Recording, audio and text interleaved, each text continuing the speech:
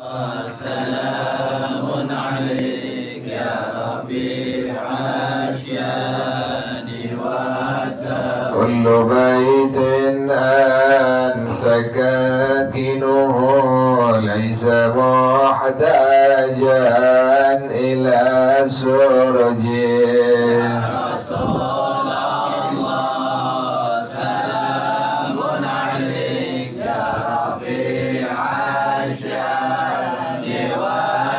رب فانفعنا ببركتهم واهدنا الحسنى بحرمتهم رسول الله سلام عليك يا رفيع الشان والدار وأمتنا في طريقتهم ومعافاة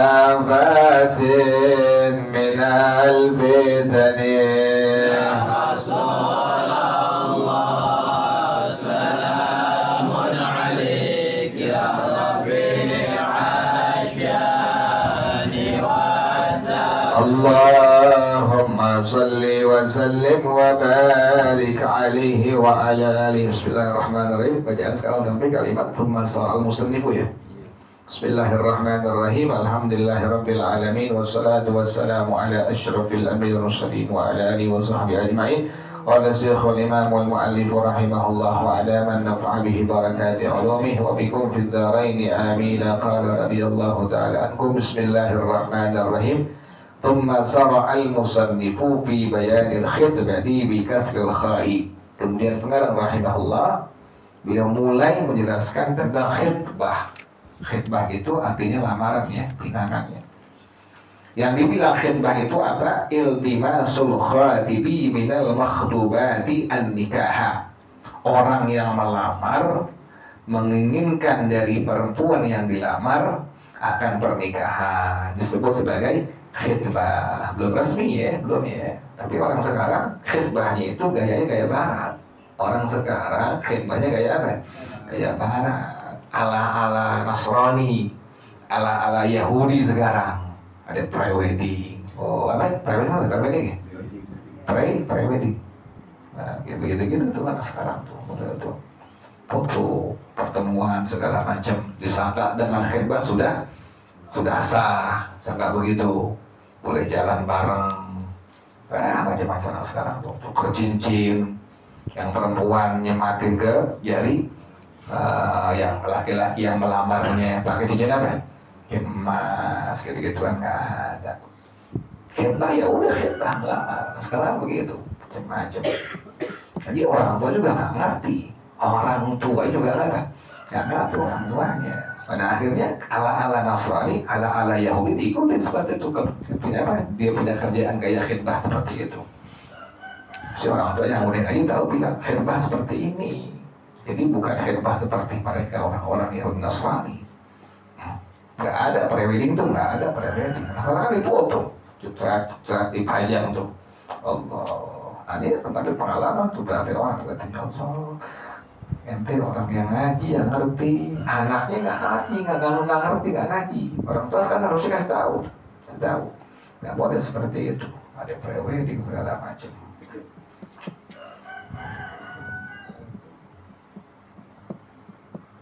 Kayak begitulah nanti jadi hukum di hadapan Allah kayak begitu. Makanya kan Allah bilang hartamu, anakmu itu apa? Musuhmu. Anakmu, hartamu adalah musuh engkau. Gimana pengertiannya? Harta kita kalau kita nggak infakkan, kita nggak sedekahin, jadi musuh nanti di hadapan Allah Subhanahu Wa Taala. Kita punya duit, kita punya motor, kita punya mobil, miliaran, triliunan atau ratusan juta, tidak dipergunakan untuk kepentingan agama Allah Subhanahu Wa Taala, itu harta nanti menjadi musuh di hadapan Allah Subhanahu Wa Taala. Sama dengan anak kita, subuh nggak dibangunin. Allah jadi musuh nanti di hadapan Allah tuh. Agama nggak diajarin. Kalau kita nggak ngerti, suruh ngaji sama guru-guru agama atau panggil privat guru agama atau ke rumah kita. Ini sama sekali kosong Allah sekarang. Nanti itu mengerikan di hadapan Allah. Pertanggungjawaban nanti di hadapan Allah Subhanahu Wa Taala. itu anak nanti akan menjadi musuh kita di hadapan Allah Subhanahu wa Ta'ala.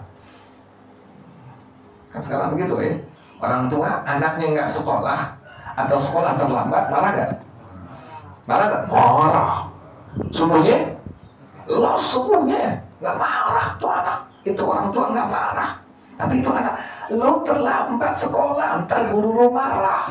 Itu orang tua nggak pernah bilang, lo nanti Allah marah, lo nggak pernah tuh. Sama dengan suaminya. Suaminya kerja, suaminya nggak kerja, dia bini marah kan? Marah, bang nanti lo dipecat sama bos. Tapi nggak sekali suku marah kan? Kagak marah, anteng baik orang negara, anteng baik, tenang baik. Duh, mereka ada Allah. Wah, promosi jangan kasih ketan lo.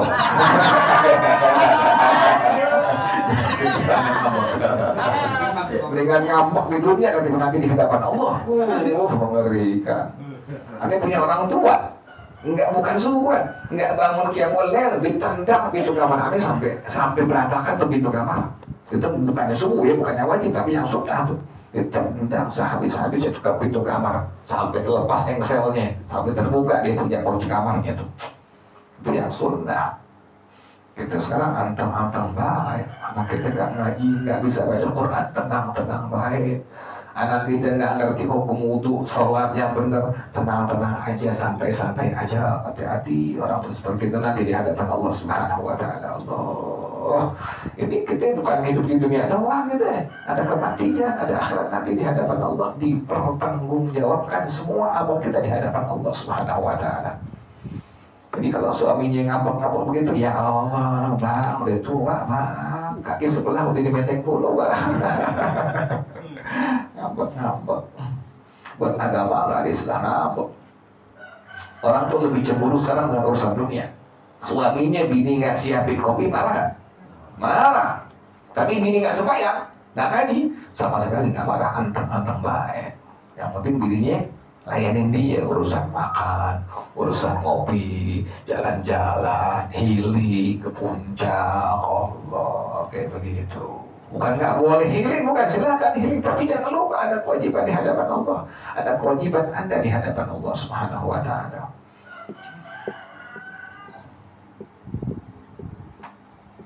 Ya, anak kita, harta kita nanti jadi musuh di hadapan Allah Subhanahu wa Ta'ala. Anak-anak nggak bangun, habis pagi-pagi gitu. Kita musuh anak kita dalam dunia. Nanti itu anak pas udah dewasa baru enggak. Oh iya, orang tua itu dengan kita bukannya benci tapi apa? Tapi sayang. Dulu kita orang tua kita, Allah, kita nggak ngaji aja, kita nggak belajar media, Allah diapain tahu, diunyang-unyang segala macam. Sekarang kita udah dewasa tahu, oh iya, orang tua kita apa? Sayang sama kita, jangan sampai kita tersentuh oleh api neraka Allah Subhanahu wa Ta'ala. Kita bedain ya, mulai ngaji ya, kita pelan. Tapi sekarang nggak usah begitu, pelan-pelan, anak nggak bisa, pelan-pelan, nggak bisa. Pelan-pelan kayak gitu, pelan-pelan ya, anak tarik ulur. Tapi suruh wajib, belajar wajib hukumnya. Begini, bang, kasihan bang, kan di malam ini habis begadang belajar. Oh, belajar malam begadang, urusan kewajiban Allah baik lagi, udah wajib sembahyang subuh, habis subuh tidur lagi, bilangin begitu. Semalam habis ngaji nih, habis belajar sama gurunya, atau habis apa? Habis di ujian, testing segala macam, dia belajar buat ujian besoknya tuh, sampai malam, larut malam, jangan pakai dibelain, bangunin subuh, nanti habis subuh tidur lagi, bangunin jam 6, jam 6 baru sekolah yang wajib dia. Kadang bininya juga, bang kasihan bang, kan malam habis UAS, habis apa? Habis UAS, habis testing, habis ujian, kasihan, jangan bangunin sebuah kewajiban di hadapan Allah Subhanahu wa Ta'ala. Jadi sekali lagi ya, melamar itu adalah orang yang melamar si laki-laki pengen menikahkan si wanita yang dilamar. Berarti belum nikah kan? Belum apa itu? Belum nikah. Halal belum tuh? Belum halal. Belum halal. Faqala, wala yajuzu an yusarriha bi khidmati imra'atin mu'taddatin an wafatin. Tidak diperbolehkan, artinya nggak boleh, haram ya. Seorang laki-laki itu menjelaskan dengan melamar seorang perempuan yang sedang iddah. Masa iddah kematian. Berarti 4 bulan 10 hari. Nih ada perempuan nih, suaminya meninggal dunia. Berarti kan ini perempuan setelah matinya suaminya, ada dia hukum untuk wajib melalui masa apa? Masa iddah. Masa iddah bagi perempuan yang memang ditinggal mati oleh suaminya, maka lamanya sampai 4 bulan 10 hari. Di masa iddah itu nggak boleh ada laki-laki yang apa? Ngelamar dia, nggak boleh itu. Di masa iddah itu tidak diperbolehkan pada hukum agama ada seorang laki-laki yang melamar perempuan yang sedang mengalami masa iddah tersebut. Nggak boleh. Baru 4 bulan, nggak boleh. Tungguin 10 hari lagi. Nanti udah habis 4 bulan 10 hari baru apa? Boleh baru ini dikhidbah atau dibina atau dilamar. Au anwat isyubhatin, atau dari persetubuhan yang syubhat. Au talakin ba'inin, atau talak ba'in, talak 3 ya. Ba'in kubro ini, talak 3. Suaminya bilang, saya cerai engkau dengan talak 3. Maka ini disebut sebagai ba'in kubro. Terputuslah hubungan suami istri. Jadi kalau ada suami bilang kepada istrinya, saya cerai kamu dengan talak 3, maka inilah pada hukum agama yang disebut sebagai talak ba'in kubro. Sudah terputus hubungan dia dengan istrinya. Dia bukan suaminya, dia bukan istrinya. Di masa iddahnya berapa hari? Berapa bulan? Bagi perempuan yang masih haid, maka masa iddahnya adalah 3 kali suci. Kalau yang tidak haid, anak kecil perempuannya atau yang sudah menopause, maka masa iddahnya selama 3 bulan. Itu dia beda itu ya. Jadi ada masa iddah kematian, yaitu tadi berapa bulan?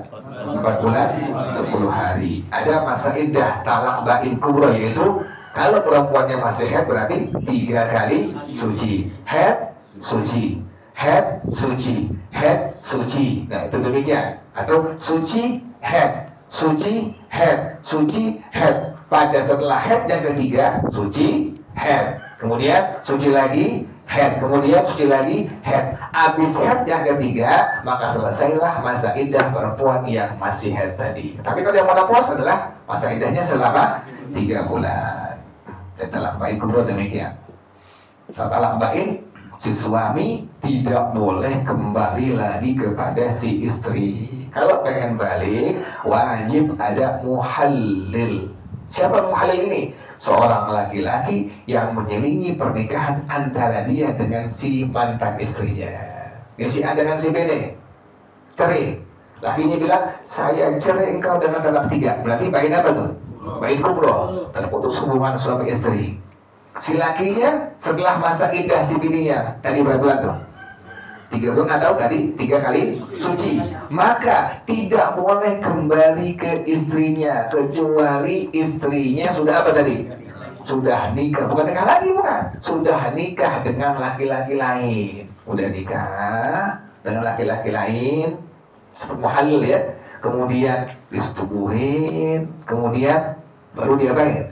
Diceraiin. Kan nggak enak bekas orang lain, kan begitu ya? Nggak enak, kan bertambah aja udah. Diceraiin lagi dengan suami yang kedua, kemudian masa iddah lagi 3 kali apa? 3 suci baru boleh diapain? Dinikahin. Oh, kayak begitu talak ba'in kubro ya. Al-raji'in atau talak apa? Talak raji'i. Raji'i boleh talak 1 atau boleh talak 2. Lakinya bilang, saya cerai engkau. 1 udah itu. Kemudian masa iddahnya berlaku. Di masa iddah ini, maka si perempuan tadi tidak diperbolehkan untuk dilamar oleh laki-laki lain. Tapi kalau yang talak suami tadi apa? Suci, haid, kemudian suci, haid. Sebelum masa iddahnya habis, si suami bilang, saya kembali kepada engkau. Maka kembali lagi hubungan apa? Suami istri itu ya. Kalau talak yang 3 tadi, kalau si suami bilang saya cerai engkau dengan talak 3, maka langsung terputus hubungan suami istri. Kalau pengen kembali lagi ke mantan istrinya, wajib ini mantan istrinya setelah masa iddahnya habis untuk apa tadi?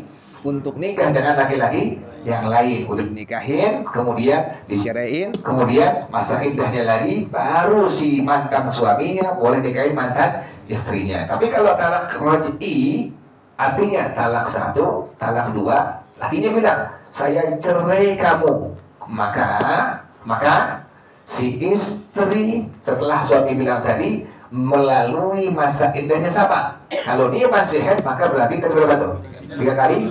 Kalau untuk yang sudah tidak haid maka berarti 3 bulan. Nah, masa iddah belum habis, masanya baru 2 kali masa suci, haid, suaminya bilang, saya cerai, saya kerujuk kepada engkau, saya kembali kepada engkau, maka kembali lagi hubungan apa? Suami istri. Demikian ya. Nah, di masa iddah tadi talak bain kubro, talak raj'i, tidak ada laki-laki yang lain diperbolehkan untuk meminang, melamar, menghibah perempuan ini. Jadi mau iddahnya iddah kematian dari 4 bulan 10 hari, atau iddahnya iddah talak bain kubro, atau talak bain raj'i, atau talak raj'i. Au anfaskhin awin fisakhin, atau fasakh, ada fasakh nikah namanya, nanti jelas nanti insyaallah. Mungkin fisah sama nanti insyaallah. Jadi tidak diperbolehkan seorang laki-laki meminang perempuan yang sedang mengalami masa iddah kematian, atau masa iddah persetubuhan yang syubhat, atau masa iddah dari talak bain kubro, atau masa iddah dari talak raj'i, atau dari fasakh, atau dari infisakh. Wa tasrih adalah ma yaqta'u birraghbati fin nikahi ka qawlihi lil muddadati. Ada tasrih namanya. Tasrih sesuatu yang memutuskan ingin nikah dengan seorang perempuan. Contohnya seperti apa? Ka qawlihi lil muddadati uridu nikahaki. Ada orang laki-laki kepada seorang perempuan yang sedang mengalami masa iddah bilang seperti ini dengan kalimatnya, saya ingin menikahi engkau. Ini langsung disebut sebagai tasrih. Jadi kalau ada seorang laki-laki langsung ngomong kepada seorang perempuan di masa iddahnya pengen nikahin, maka inilah yang disebut sebagai tasrih namanya. Ini perempuan baru dicerai sama lakinya, tahu-tahu ada laki-laki lain yang bilang apa tadi? Saya pengen nikahi engkau. Inilah khidbah yang disebut sebagai khidbah tasrih. Sekarang kagak, baru cerai dari KUA, dapat suratnya, bilang ada perempuan. Laki-laki yang lain udah nungguin di mana? Di luar depan. Padahal belum habis masa apa itu? Masa iddah, belum udah bilang perempuan dapat surat apa? Surat cerai daripada KUA dari pengadilan. Jadi nikahnya, cerainya dia apa? Ya senang cerainya tuh dengan laki-laki yang itu. Kalau bisa gitu ya, nikah sekali sampai mati, jangan pakai berkali-kali kalau bisa begitu, pertahanin rumah tangga.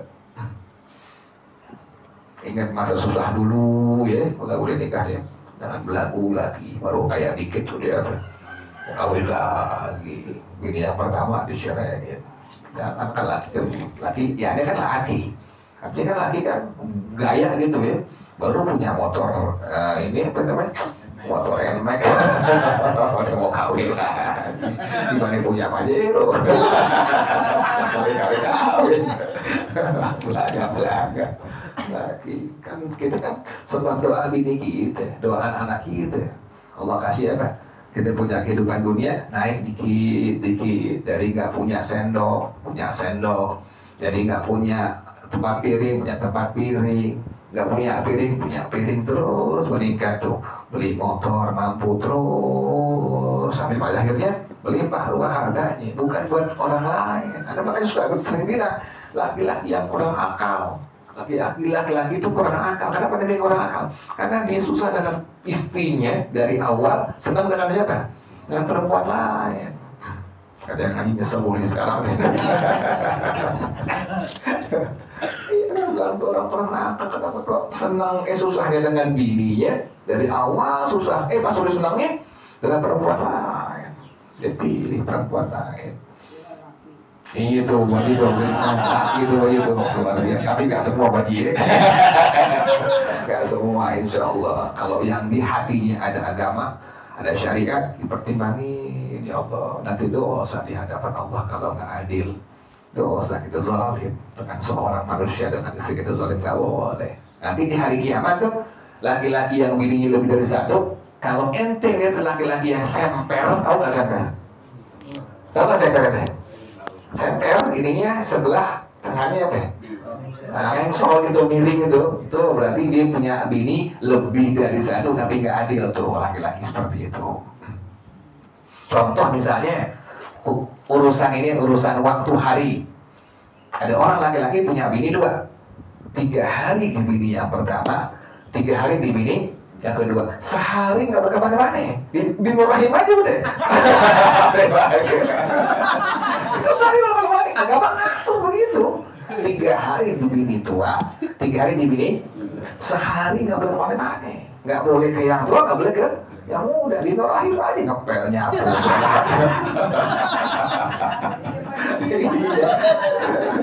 Kalau sampai dia nggak penuhin 3 hari, wajib dikodok harinya. Misalnya dia lagi keluar kota, baru pulang, wajib dikodok 2 hari terhadap bini yang ditinggalin dia tidak sampai penuhi masa daripada hari yang nggak tentukan di situ. Baru itu baru hari doang, belum apanya, napakahnya, napakah zahirnya. Kira enak kali kawin lagi. Beli susu lagi, beli pampers lagi, beli susu lagi, beli pampers lagi, lalu udah gede-gede beli pampers. Ngapain kerjaan kayak begitu? Makanya Anda punya guru Habib Ali, beliau katakan apa? Ente pengen nikah lagi, wajib pelajari dulu ilmunya. Wajib mengetahui ilmu tentang bagaimana cara pengaturan bagi waktu, bagi segala macam terhadap istri yang baru udah tahu ilmunya baru apa? Baru nikah. Sembarangan, nih duit kagak, ilmu kagak, duit kagak, semuanya kagak, cuma nafsunya doang gede, nafsunya doang, syahwatnya gede. Iya benar banyak. Biasanya banyak kalau begitu pura-pura putus banyak. Pura-pura putus kalau kudu, ada punya guru gitu Pak. Ente pengen nikah lagi, ilmunya pelajarin dulu sama guru. Udah tahu ilmunya, nah baru mikir tuh, ya Allah susah banget deh. Susah deh pas tahu ilmunya. Ya Allah, kita bukan mau kawin lagi, bukan. Kita mampu, tapi kita, ya Allah, ngeri nanti di hadapan Allah. Ya Allah. Ya duit kagak, gablok, ilmu kagak gablok. Nafsu doang. Jadi ada punya guru bilang gitu, ente kaya, ente senang sebab doa dari siapa? Dari istri, bini berperan, ente kerja, ente ngojek, ente dagang, ente ngajar, bini rumah kata, ya Allah bermudah, biar lakiku dapat duit yang gampang, yang halal, yang banyak, yang barokah. Bini yang berdoain kepada Allah, kita Allah kasih gampang, lancar, doa bini kita, doa anak kita. Nah, biar ingat yang laki, bukan belum boleh tahu berarti udah ya. Cuma kadang-kadang pura-pura bego kadang-kadang. Gitu. Ingetin nama agama, diingetin nih kayak begini. Tapi dulu ya, bacaan tadi sampai wa qaulihi idza qadaat iddatuki nakahtuki wallahu a'lam bis-shawab. Al-Fatihah. A'udzu billahi minasyaitonir rajim. Bismillahirrahmanirrahim. Alhamdulillahi rabbil alamin arrahmanir rahim maliki yaumiddin iyyaka na'budu wa iyyaka nasta'in ihdinas siratal mustaqim siratal ladzina an'amta 'alaihim ghairil maghdubi 'alaihim waladdallin amin ya rabbana i'tarafna bi annana khatarafna أسرفنا وعلى لظى أشرفنا فتب علينا توبة تغسل كل حوبة واستر لنا العورات وآمن الروعات واغفر لوالدينا والدينا ربي ومولودينا والأهل والإخوان وسائر الخلان وكل ذي محبة أو ذرة أو صحبة والمسلمين أجمع آمين ربي اسمع فضلا وجودا منا لا باكتساب منا بالمصطفى الرسول نحظى بكل سور صلى وسلم ربي عليه أنت الحبيب والآل والأصحاب عدادة الصحب والحمد للإله في البدء والتنهد bersama-sama سبحانك اللهم وبحمدك أشهد أن لا إله إلا أنت أستغفرك وأتوب إليك الحمد لله على نعم الله الحمد لله على بركات الله الحمد لله حمدا يوافي نعمه ويكافئ مزيدا والحمد لله رب العالمين يا رسول الله سلام عليك والدرج يا رسول الله سلام عليك يا رفيع الشان والدرج يا رسول الله سلام عليك يا رفيع الشان والدرج اللهم صل وسلم وبارك عليه وعلى آله والسلام عليكم ورحمة الله وبركاته.